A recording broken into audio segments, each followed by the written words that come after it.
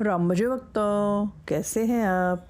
आज मेरी चातुर्मास परिक्रमा को हो गए हैं 106 दिन और कार्तिक स्नान के हो गए हैं 12 दिन। आप सभी को धनतेरस की बहुत बहुत शुभकामनाएं।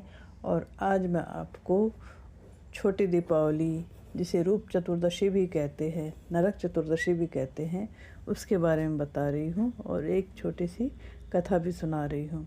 इस दिन व्रत रखकर कृष्ण भगवान की पूजा करते हैं, उपटन लगाकर स्नान करते हैं।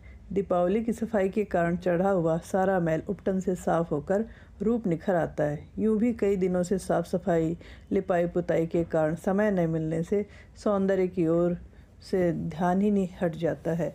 एकाएक रूप चौदस पर विशेष चेष्टा द्वारा संवारा गया रूप एकदम ही निखर उठता है। इसी कारण इसे रूप चतुर्दशी भी कहते हैं। इसी रूप से संबंधित एक कथा भी कह रही हूँ। इसी दिन नरक चतुर्दशी का व्रत भी करते हैं। प्राचीन काल में हिरण्यगर्भ नाम का एक नगर था। उसमें एक योगी राज रहते थे।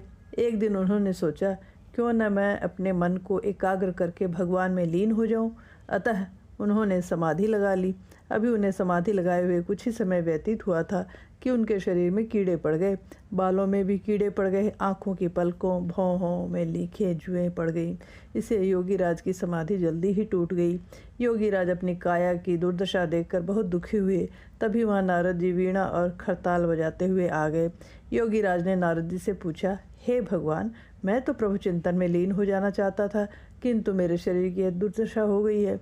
नारद जी ने कहा, हे योगी राज, तुमने प्रभु चिंतन तो किया, किंतु देह का आचार नहीं किया, क्योंकि तुम इसे जानते ही नहीं हो। समाधि में लीन होने से पहले देह आचार बहुत जरूरी है। देह आचार नहीं जानने से ही तुम्हारे शरीर की यह दुर्दशा हुई। योगी राज ने देह आचार की विधि पूछी।